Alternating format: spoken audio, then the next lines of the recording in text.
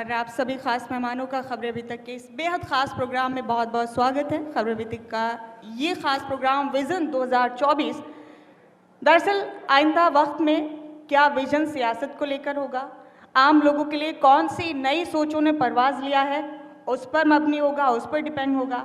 अभी फ़िलहाल मैं यहाँ पर मौजूद हूँ गुड़गांव के उन तमाम एस्पिरेंट से बात करने के लिए जो अपनी अपनी दावेदारी पेश कर रहे हैं गुड़गांव निगम चुनाव में मेयर के ओहदे के लिए। आइए बिना किसी देरी के, बिना किसी ताख़ीर के हम स्वागत करते हैं आप सबका। हमारे साथ हमारे इस पैनल डिस्कशन में, इस डिबेट में हिस्सा लेने के लिए जनाब गिरिराज सिंह ढींगरा साहब मौजूद हैं, बहुत स्वागत है आपका। जनाब BR सीकरी साहब, आपका भी बहुत बहुत स्वागत। नवीन गोयल जी, बहुत इस्तकबाल है आपका। और जनाब जयवीर यादव जी, आपका भी बहुत बहुत स्वागत। यूँ तो MCD चुनाव, गुड़गांव नगर निगम के चुनावों की तारीखों का ऐलान भी नहीं हुआ। ये भी नहीं पता कि अभी अगले महीने या उससे अगले महीने चुनाव हो जाएंगे, लेकिन जल्द हो जाएंगे ये पता है। लेकिन ये सच है कि तमाम पहलवान अखाड़े में उतर चुके हैं, अपने अपने दाव पेच की शुरुआत कर दी है, अपने अपने हाई कमान तक अपनी अपनी आवाज़ पहुंचाना शुरू कर दिया है। और अगर मैं गलत नहीं हूं तो आप तमाम लोग जो इस वक्त स्टेज पर तशरीफ़ फरमा है, आप सब ने अभी रिसेंटली होली मिलन समारोह के ज़रिए भी न सिर्फ प्यार मोहब्बत के पैगाम को आम किया, बल्कि अपनी ताकत का मुजाहरा भी किया, शक्ति प्रदर्शन भी किया। अब ये देखने वाली बात होगी कि किस में कितना दम रहा, हाई कमान तक आपकी आवाज़ पहुंचेगी या नहीं। लेकिन खबरें अभी तक ने आज इस मंच के ज़रिए एक कोशिश ये की है कि दरअसल आप तमाम लोग जो अपनी आवाज़ हाई कमान तक पहुंचाना चाहते हैं, जिन्हें ये उम्मीद है, जिन्हें ये यकीन है कि आप गुड़गांव के मेयर बनकर इसको तरक्की के नए आयाम दे सकते हैं, क्या ये सिर्फ आपकी आवाज़ भर है? क्या ये सिर्फ आप लोगों का यकीन भर है, या फिर ज़मीनी हकीकत से, ज़मीन की सच्चाइयों से, आम लोगों की परेशानियों से भी आपकी वाकफियत है या नहीं?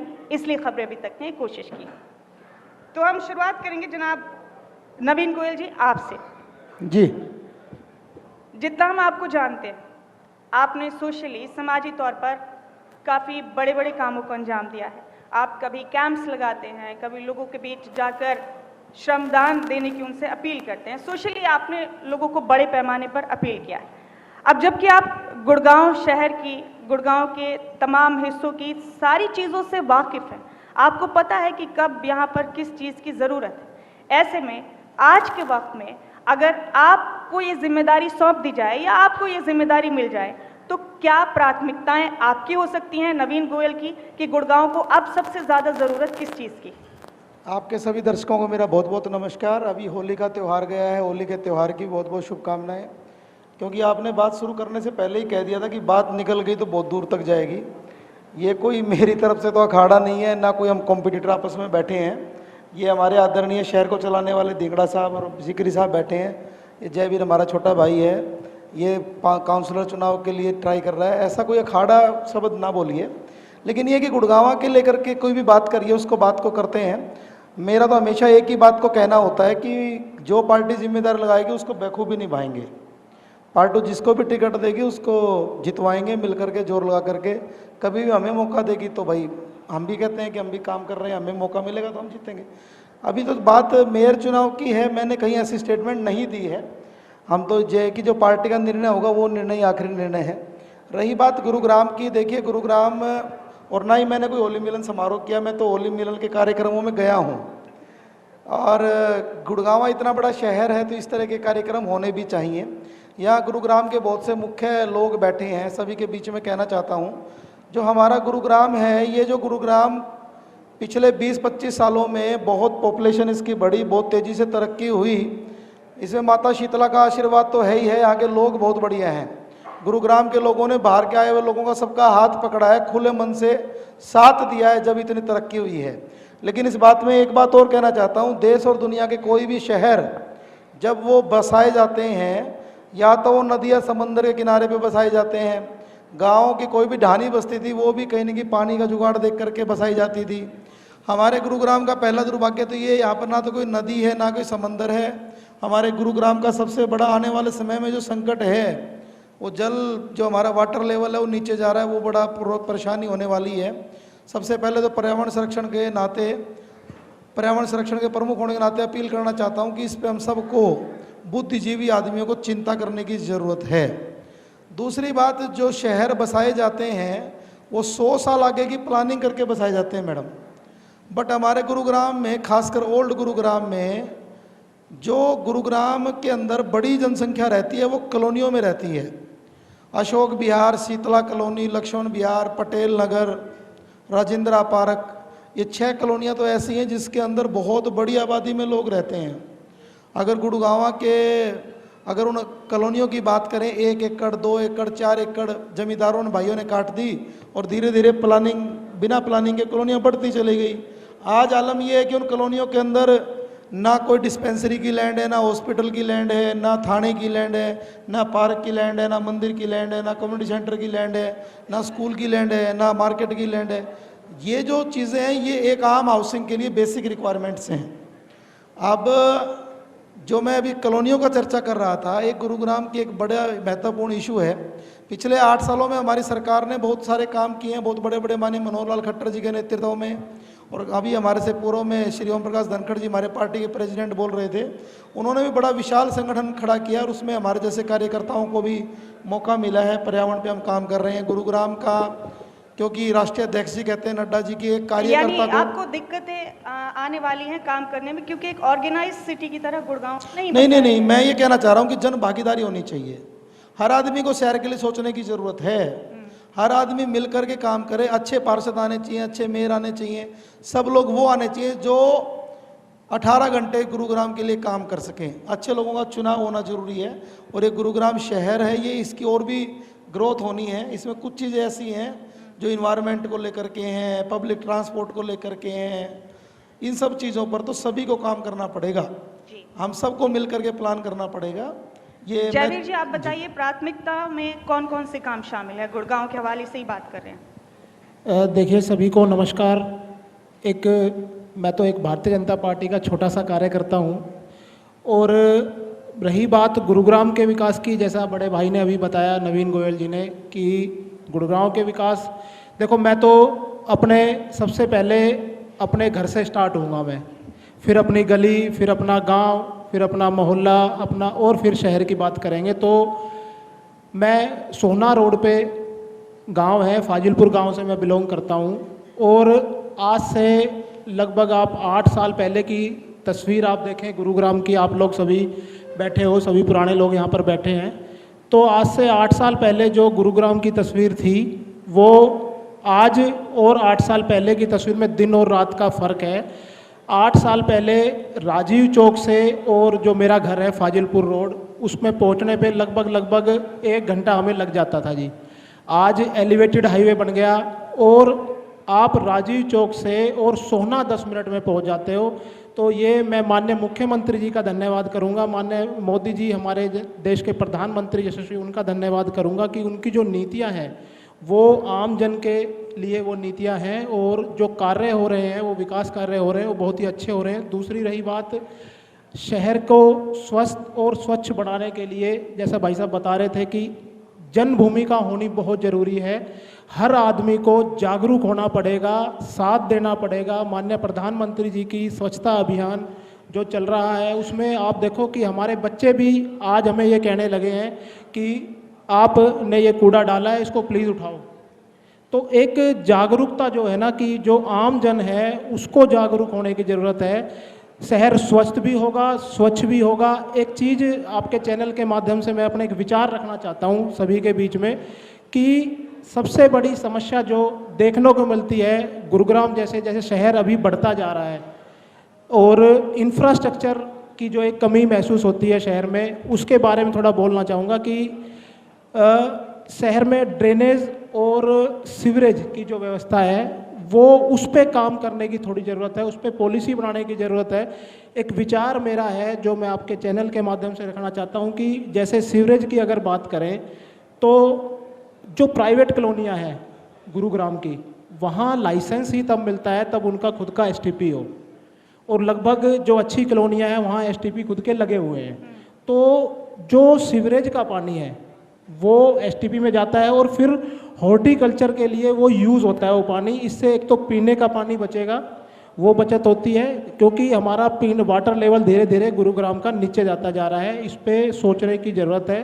तो मेरे विचार में सरकार को थोड़ा सा इस पे ध्यान देना चाहिए, पॉलिसी ऐसी बनानी चाहिए कि जिससे आसपास के गांव जो नए अभी जुड़ रहे हैं, जो नगर निगम एरिया में नए गांव जुड़े हैं, वहाँ भी 2 से 3 गांव, अभी क्या हो रहा है कि सीवरेज का पानी भरा हुआ है रोडों पे, 2 से 3 गांव में एसटीपी प्लांट लगाए जाएं और वो जो ट्रीट वाटर है उसको हॉर्टिकल्चर के लिए यूज़ किया जाए, उससे स्वच्छ भी होगा, स्वस्थ भी होगा। मेरा एक सुझाव है आपके चैनल के माध्यम से। बहुत बहुत धन्यवाद।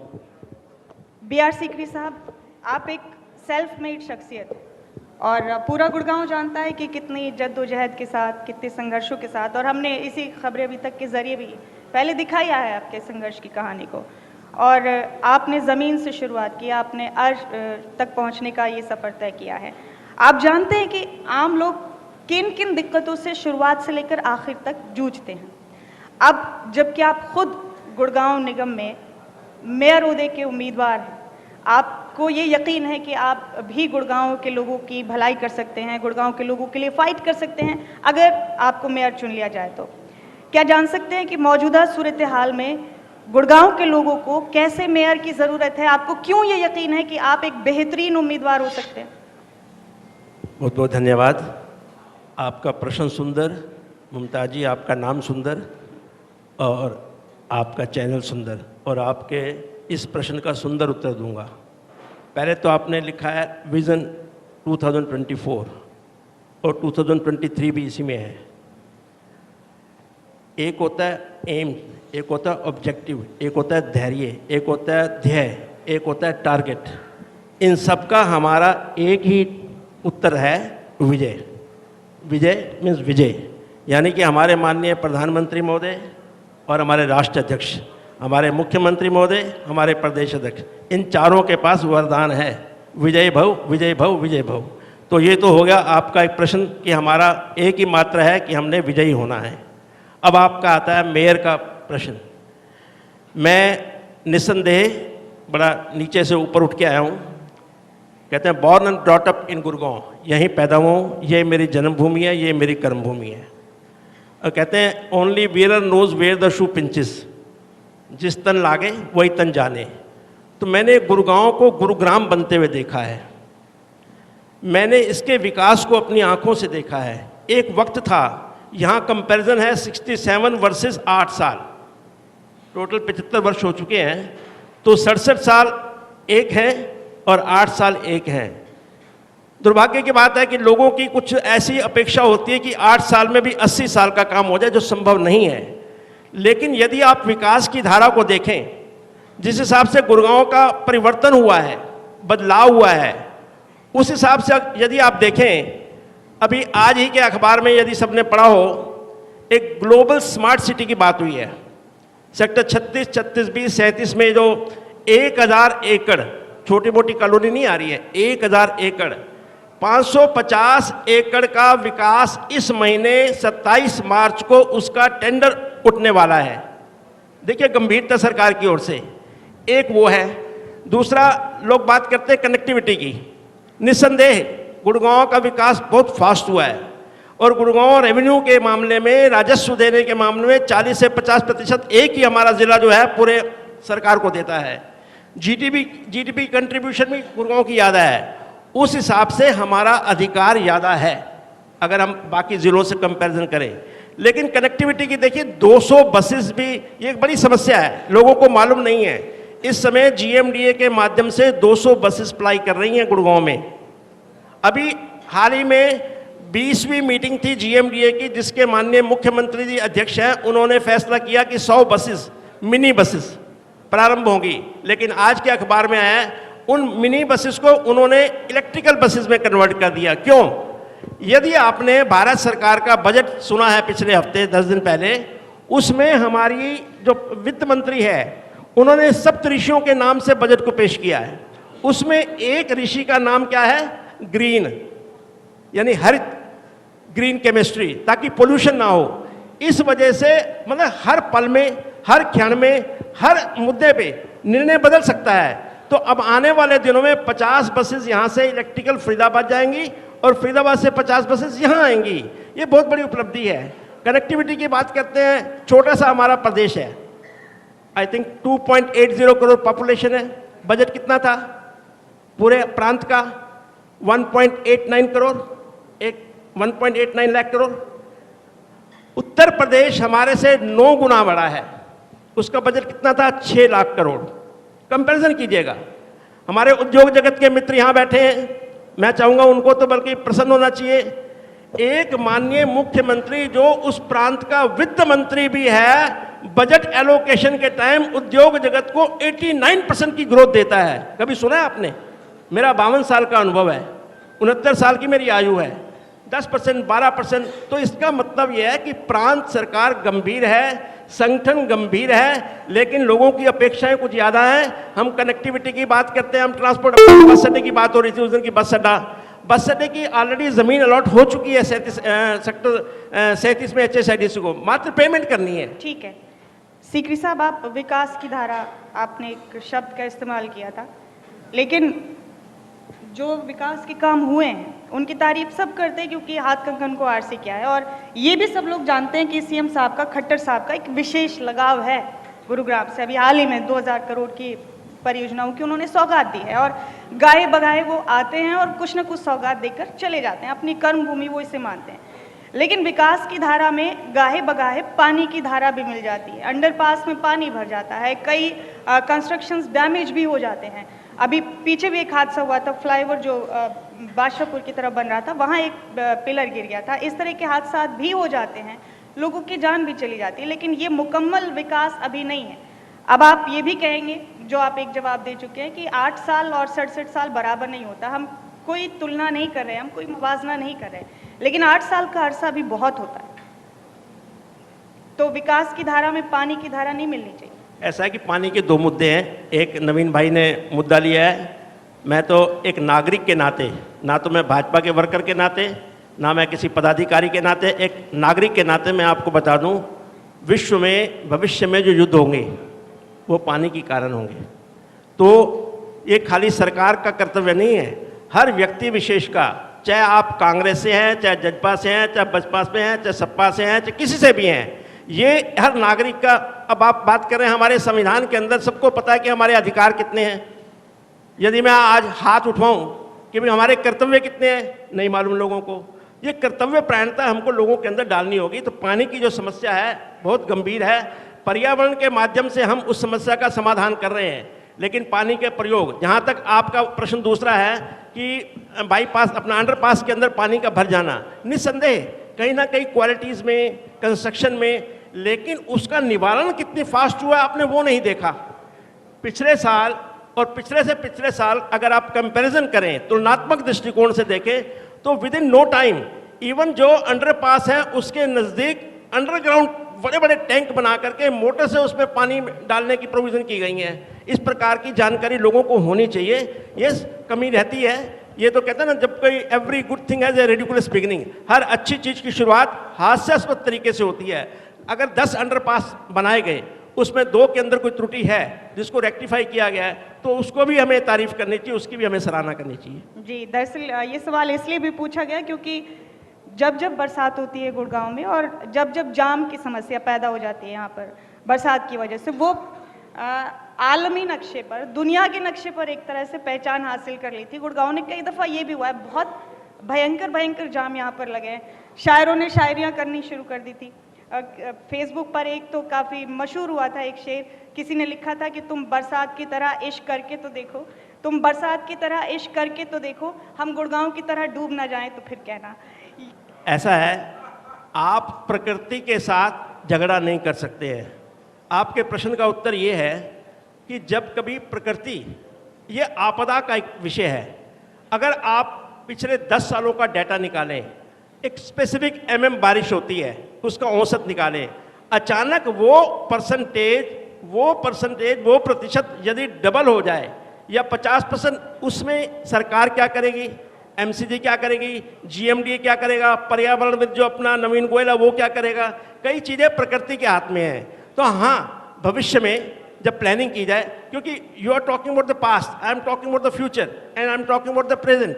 तो हमें भविष्य की योजनाओं को बनाते टाइम ये ध्यान रखना चाहिए कि एक वक्त आया था, उस समय 80 mm की जगह 160 वर्षा हुई, तो हमें आगे की प्लानिंग 160 के हिसाब से करनी चाहिए। प्लानिंग की जरूरत है, बाकी त्रुटियां छोटी मोटी रहेंगी और सरकार गंभीर है, लोकल पदाधिकारी गंभीर है, एनजीओज गंभीर हैं। जो पर्यावरण की बात नवीन गोयल कर रहे थे, हम भी, अब मेरा पर्यावरण का विषय नहीं है, फिर भी हमने अपने संस्था के हिसाब से 46,000 पौधे लगा दिए। मन में आग थी, क्योंकि राष्ट्र के प्रति कर्तव्य परायणता थी। तो इस प्रकार के भाव हमने लोगों में पैदा करने हैं, ना कि खाली आलोचना करनी है। जी जी, पास्ट की बात तो सीकरी साहब इसलिए कर रही थी मैं, क्योंकि पास्ट वाले जो थे, जिनकी मजम्मत, जिनकी निंदा हम यहाँ बैठ के कर रहे हैं, उनको जनता ने घर में बिठा दिया है पहले, इसलिए हम पास्ट की बात कर रहे थे। नवीन साहब कुछ कहना चाहते हैं? मैं ये कहना चाहता हूँ कि गुरुग्राम को, गुड़गांव से गुरुग्राम बनते तो हमने भी देखा है। यहाँ पर बहुत से लोग ऐसे बैठे हैं, जब यहाँ फ्रेंच सोल्जर की यहाँ पर वो होती थी बांधने के लिए घोड़े वगैरह, जब इसका नाम इनायतपुर छावनी, हिदायतपुर छावनी था। इसका कारण जो है, जो वाटर लॉगिंग है, इसका मुख्य कारण ये है, जितनी भी वाटर बॉडी थी, जितने भी जोड़, कुएं, तालाब, जितने भी थे, बांध थे, सारे हमने ख़त्म कर दिए। एक सबसे बड़ा इसका जो काम है, इसका जो सुधार है, वो वाटर हार्वेस्टिंग है। हर छोटे से छोटे घर में हमें वाटर हार्वेस्टिंग मैंडेटरी करनी पड़ेगी। कई बार लोग क्या करते हैं, पैसे बचाने के चक्कर में चीटिंग कर लेते हैं, ये तो सबको करना पड़ेगा। दूसरा क्या है, जो ड्रेनेज, जो बादशाहपुर ड्रेन, ओल्ड गुरुग्राम की और न्यू गुड़गांव की ड्रेनेज की अलग अलग प्लानिंग करनी पड़ेगी। अभी हमने पीछे माननीय राव इंद्रजीत साहब को भी बात को रखा था और वो उस पर काम भी शुरू हो रहा है। एक वजीराबाद के पास एक झील, वाटर बॉडी बनाने की प्लानिंग चल रही है। ओल्ड गुरुग्राम का जो पानी है वो बादशाहपुर ड्रेन में जाए, बादशाहपुर ड्रेन का जो जुड़ाव नजफगढ़ ड्रेन से जुड़े। ये सारी रोड मैप लेट तो हुआ है, लेकिन प्रॉपर इसकी प्लानिंग ये करनी पड़ेगी। जितने भी लो लेवल इलाके हैं, जो बसई और ग्वालपाड़ी का इलाका 200 फुट से ऊपर जो ना नीचा, ज़्यादा नीचा पड़ता है, इसकी तो प्रॉपर प्लानिंग की जरूरत है। जीएमडीए ने अच्छा काम किया है, बट अभी भी और काम करने की जरूरत है। हर आदमी को वाटर हार्वेस्टिंग करनी बहुत ज़्यादा जरूरी है। इसमें मैं मुमताज जी एक बात आपको बताना चाहूँगा। हरियाणा सरकार ने जितने भी तालाब हैं, जितने भी झोड़ हैं, उनको नवीनीकरण करने के लिए ऑलरेडी उत्तरदायित्व दे चुका है, और जिसके परिणाम आपको 1 और 2 साल के अंदर नजर आ जाएंगे। स्पेशल बजट एलोकेशन है, हर कई सूख चुके थे। तो ये जो पानी की समस्या है, अप्रत्यक्ष तरीके से इन मामलों से भी ठीक होने वाली है। ठीक है, इस पर भी हम तफसील से बात करेंगे। गिरिराज सिंह जी भी हमारे साथ हैं। गिरिराज जी मेवात से ताल्लुक़ रखते हैं, और हम ये भी जानते हैं कि आप गुड़गांव में रहते हुए भी आपका बिजनेस यहाँ पर है, आप सेटल्ड यहाँ पर हैं, आपने अपनी रूट्स को छोड़ा नहीं है, आपने अपनी जड़ों को नहीं छोड़ा है। आप वहाँ सोशल कॉजेज़ में लगे रहते हैं, गौशालाओं में भी अलग अलग प्रोग्राम आयोजित करते हैं। समाज के जो दबे कुचले लोग हैं, वो किसी भी मज़हब, किसी भी ज़ात से ताल्लुक़ रखते हैं, आप उन सब के लिए स्टैंड लेते हैं, खड़े रहते हैं। तो सेवा का जज्बा आप में शानदार तरीके से है। लेकिन आपको ये यकीन क्यों है कि आप गुड़गांव की आवाम के लिए, गुड़गांव की जनता के लिए एक बेहतरीन मेयर साबित हो सकते हैं? लोग आपको क्यों चुने? नमस्कार जी, खबर है अभी तक को। मैं एक ही बात करना चाहूँगा कि मैं 68 में गुड़गांव आया था। उससे पहले मेवात में रहता था। मेवात में हमने पूरा काम किया, सबको साथ लेके चले। गुड़गांव के अंदर स्वच्छ भारत की अभियान है, उसमें प्रधानमंत्री जी ने कहा है कि भारत को साफ़ सुथरा रखो, और मैं भी यही चाहूँगा कि हर तरीके से भारत को साफ रखा जाए। गुड़गांव को ख़ास तौर पे जैसे पूरी जगह साफ़ सफाई होनी चाहिए, रास्ते साफ़ होने चाहिए, जाम मुक्त होना चाहिए, आम जनता को कोई कठिनाई नहीं होनी चाहिए, सबको साथ लेके चलना चाहिए, और हार्वेस्टिंग की बहुत ज़रूरत है। तो मैं तो यही है कि भाई सबको, मतलब जहाँ भी कोई दिक्कत है उसको लेके चलें। बाकी भारतीय जनता पार्टी की मर्जी है, वो किसको खड़ा करती है और किसको आगे लाती है। अगर काबिलियत होगी तो आगे काम करके दिखाऊंगा और आगे चलने की कोशिश करूँगा। ठीक। मैडम, मेयर तो गुरुग्राम के अंदर भाजपा का बनना है, भाजपा का कोई भी कैंडिडेट आ जाओ, और पार्टी सर्वे भी कराती है, सारे काम होते हैं। जो हमारा तो ये है कि हमारा प्रत्याशी कमल का फूल जो आ जाएगा वही मेयर बन जाएगा जी। ठीक है फिर, लेकिन एस्पिरेंट्स, क्योंकि सियासत की और कहते हैं ना लोकतंत्र की यही खूबसूरती होती है कि ओहदा एक होता है, उसके दावेदार सैकड़ों होते हैं, और कुछ हाईकमान की बात मान भी लेते हैं, कुछ फिर नहीं मानते हैं, तो फिर बागी भी हो जाते हैं। ये खैर देखने वाली बात होगी। लेकिन नवीन जी, मेरा एक सवाल है आपसे, काफ़ी आम सवाल है 2015 में केंद्रीय प्रदूषण नियंत्रण बोर्ड ने गुड़गांव शहर को देश का सबसे प्रदूषित शहर बताया था, सबसे ज़्यादा आलूदा, सबसे ज़्यादा पॉल्यूटेड सिटी बताया था 2015 में। और तब से लेकर अब तक तकरीबन 7 से 8 साल हो चुके हैं। आप ही लोग हैं यहाँ पर निगम में।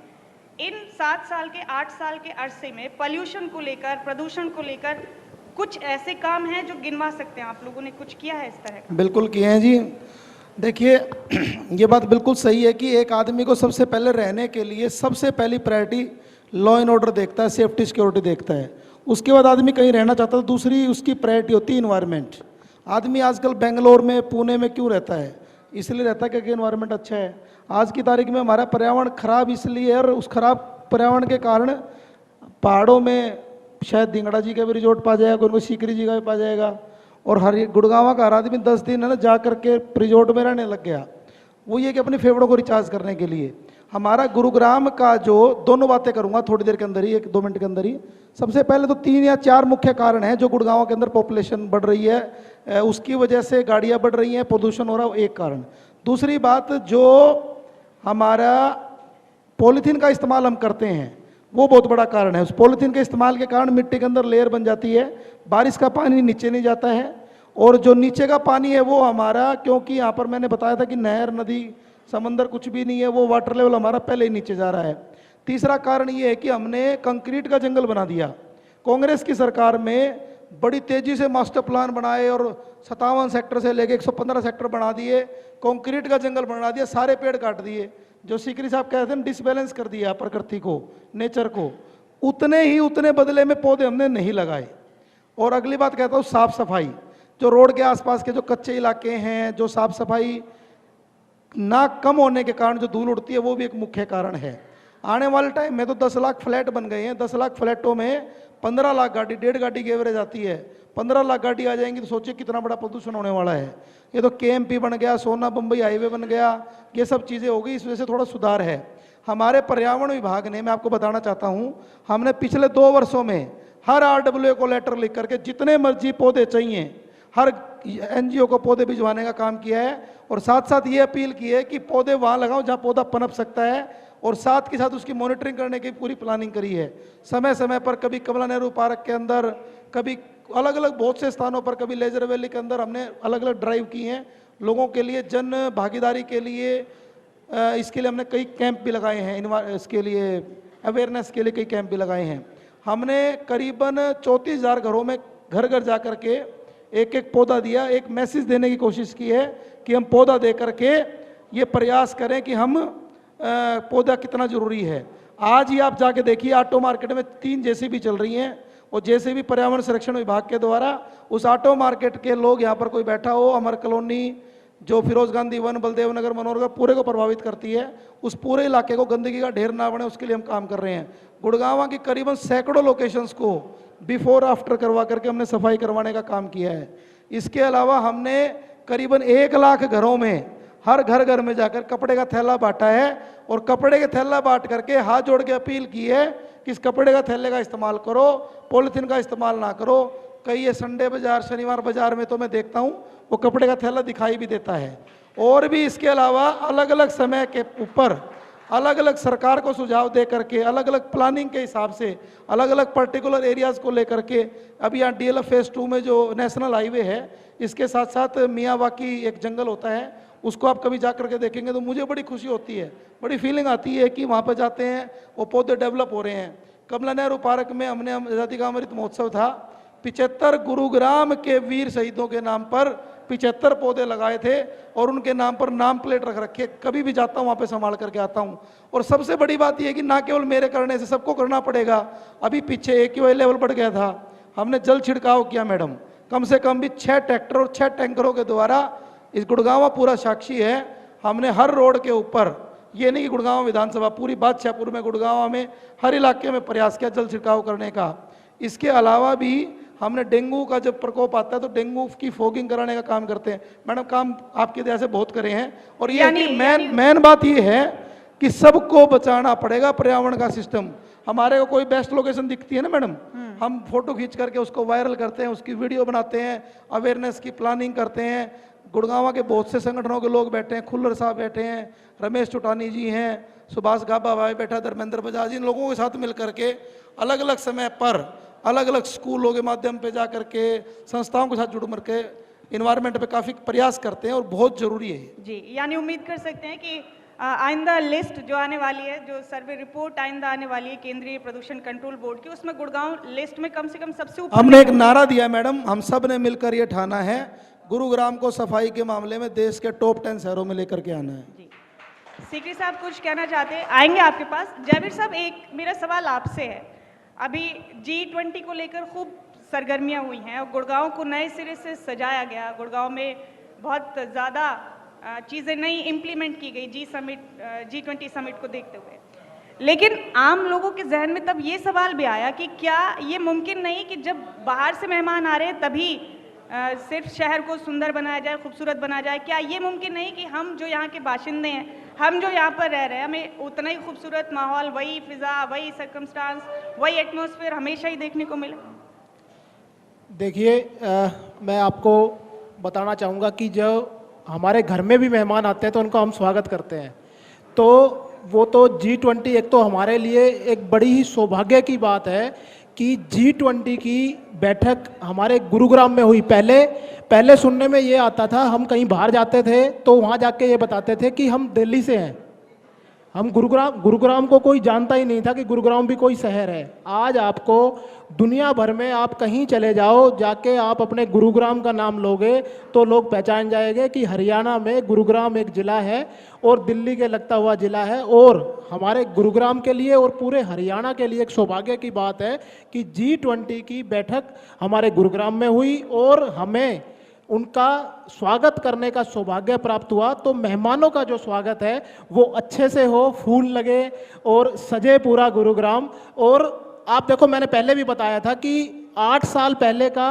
गुड़गांव और आज का गुरुग्राम, आप सभी लोग पुराने वासी हैं गुरुग्राम के, तो 8 साल पहले का गुड़गांव और अभी का गुरुग्राम फर्क आपको साफ दिखेगा। बहुत विकास कार्य हुए हैं और आगे भी बहुत विकास कार्य होने हैं।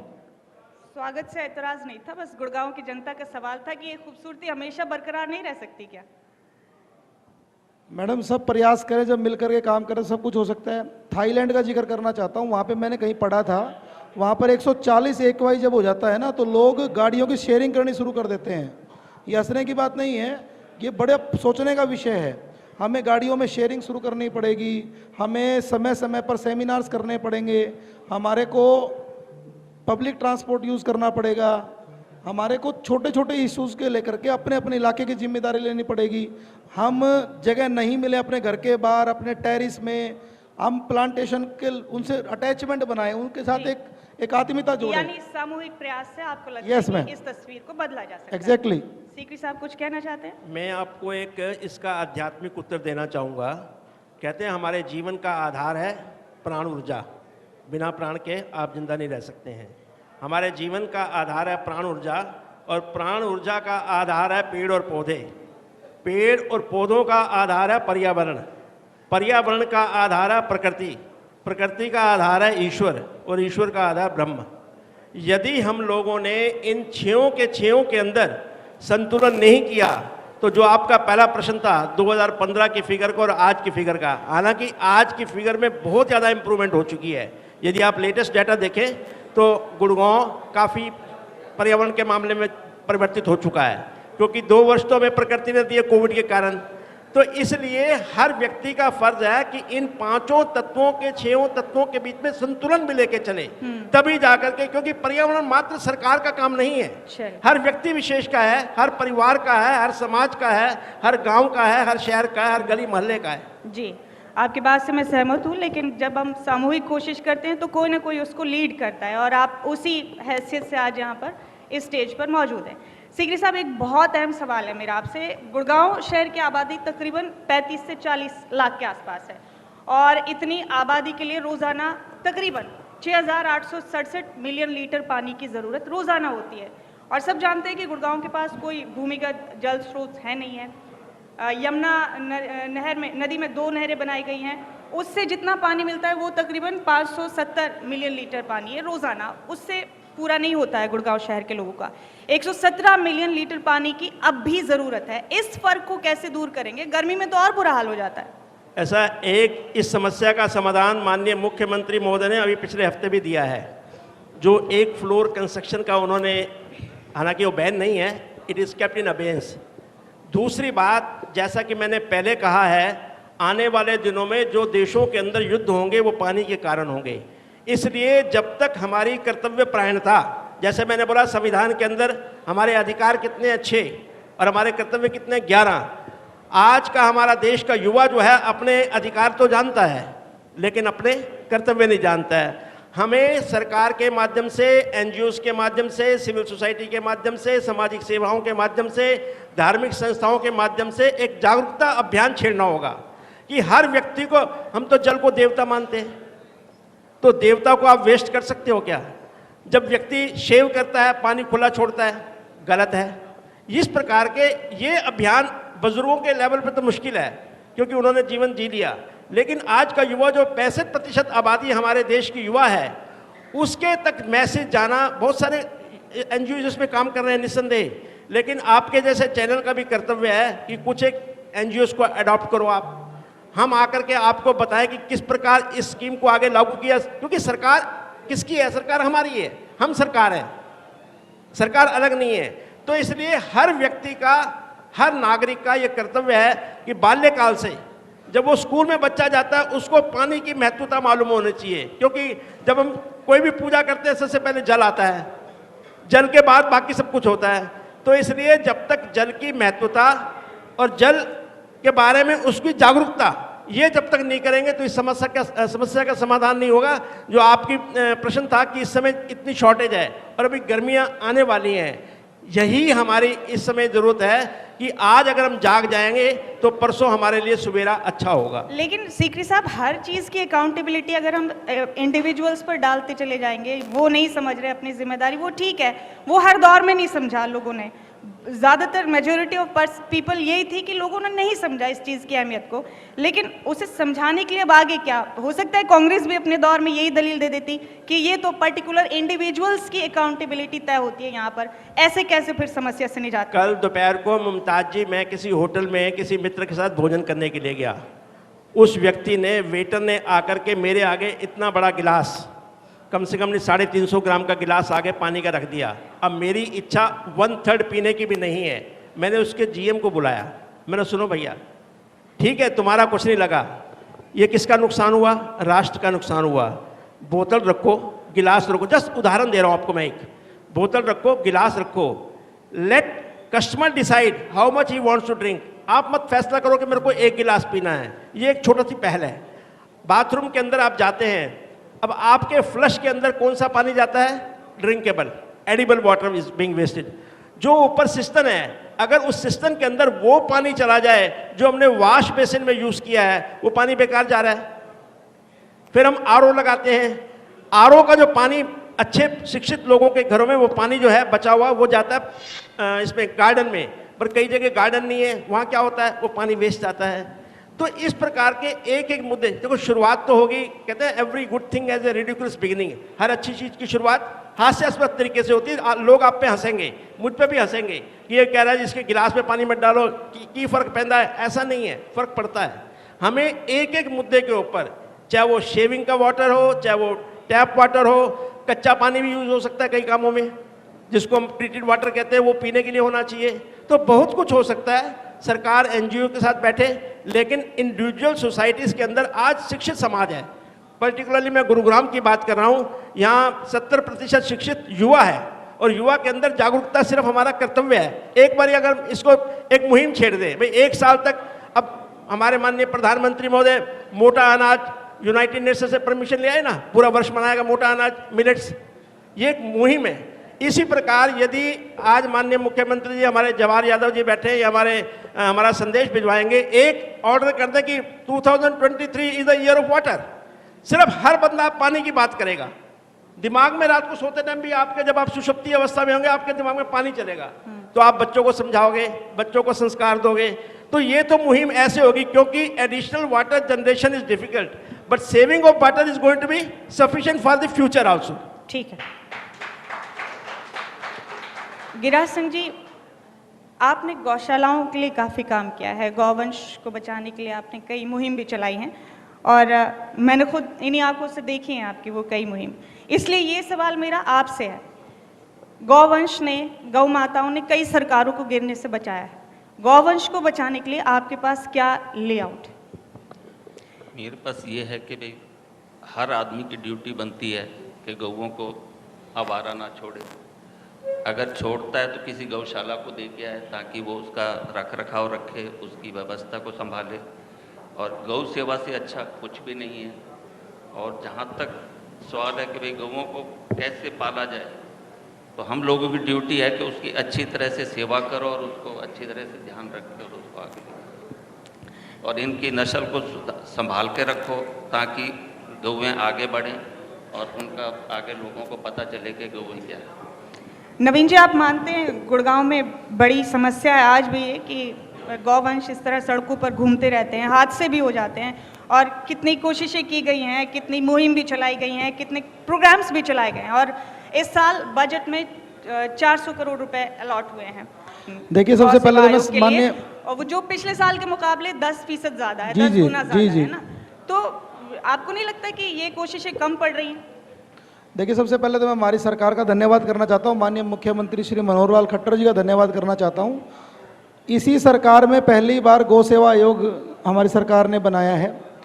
जो आप बता रहे हो करीबन 420 करोड़ रुपए का बजट, जो करीबन 10 गुना है, पहली बार गौवंश के लिए, गौशाला के लिए बनाया गया है। मैं बहुत सी ऐसी गौशालाओं को जानता हूं जो पिछले 5 या 3 या 4 सालों में उनको किसी के लिए शेड के लिए 10 लाख रुपए, किसी को 5 लाख रुपए, किसी को 15 लाख रुपए देने का काम किया गया है। देखिए, ये चीज़ भी, यहाँ भी पर्यावरण से जुड़ी हुई चीज़ एक कनेक्ट करना चाहूँगा मैं आपको। आजकल जो गाय माता हमारी आवारा घूमती हैं, वो पन्नियाँ जो पॉलीथीन खाती हैं, उनसे उनका भी शरीर खराब होता है। और आजकल जो आप गाय को रोटी दे दो, रोटी भी नहीं खाती है। ये भी एक चिंता का विषय है। यहाँ पर गुरुग्राम के अंदर जितनी भी बड़ी गौशालाएं हैं, चाहे वो काटरपुरी की हो, चाहे वो खांडसा की हो, चाहे वो बस स्टैंड के पास हो, चाहे वजीराबाद में हो, करीबन 5 या 6 गौशालाएं हैं। एक तो मैं निवेदन करना चाहता हूँ कि आपने गौवंश का जिक्र किया है, हम सबको अपने बच्चों के बर्थडे पर या महीने में 1 दिन, 15 दिन, 20 दिन में थोड़ा थोड़ा समय निकालना चाहिए, क्योंकि हमारे हिंदू सनातन धर्म में गाय का, गंगा का, इन चीज़ों का, गीता का बहुत बड़ा महत्व है। इसके लिए भी सबको काम करना पड़ेगा मैडम, थोड़ा थोड़ा। देखिए, सरकार तो आप कोई भी इंफॉर्मेशंस दे दो कि कोई भी गौकसी के लिए गाय लेकर के जा रहा है, सरकार बिल्कुल अलर्ट है। बहुत से ऐसे हादसे भी हुए और बहुत सी ऐसी इंसिडेंट्स होने के बाद कहीं ना कहीं इस पूरे हरियाणा के अंदर अगर गाय कटने में या कोई कमी आई है तो पिछले इन 8 सालों में आई है। और आने वाले टाइम में मुझे पूरा विश्वास है कि जिस तरीके से ये एक अभियान चल रहा है, पीछे एक इश्यूज़ विधानसभा में भी गूंज रहा था, तो इस बात में कोई दो राय नहीं है। हिंदुओं की माता है हमारी गाय माता, हम गाय माता को बिल्कुल भी नहीं कटने देंगे, ना गाय माता को हम बिकने देंगे। हम गाय माता को संवर्धन के लिए, उसकी अच्छी नस्ल हो, उसके लिए एक्सपर्ट्स के साथ मिलकर के जो बेस्ट कर सकते हैं। और तो आप छोड़िए, ये भी कहा जाता है कि हर आदमी के घर में एक गाय जरूर होनी चाहिए। आप विश्वास मानना, हमने भी एक 33 या 34 हमारे परिवार की, हमारी 5-6 फैमिलीज हैं, तो 33-34 गौवंश हो गए हैं। हम अपना घर का दूध पिछले 15-20 साल से, और वो भी गाय का, और वो भी कोशिश कर रखी है या तो साहिवाल या देसी गाय। अगर हम हर आदमी ये लगाव करने लग जाएगा, देखिए किसी के पास जगह नहीं गाय बांधने के लिए, वो तो एक अलग बात है, लेकिन जो हमारे गांव के जमींदार भाई हैं जिनके पास भी थोड़ी सी व्यवस्था है, वो गाय को जरूर पालें। और इस बात के लिए दोबारा सरकार का धन्यवाद है कि सरकार ने गौवंश बचाने के लिए बहुत काम किया, और वो आगे जरूरत पड़ेगी।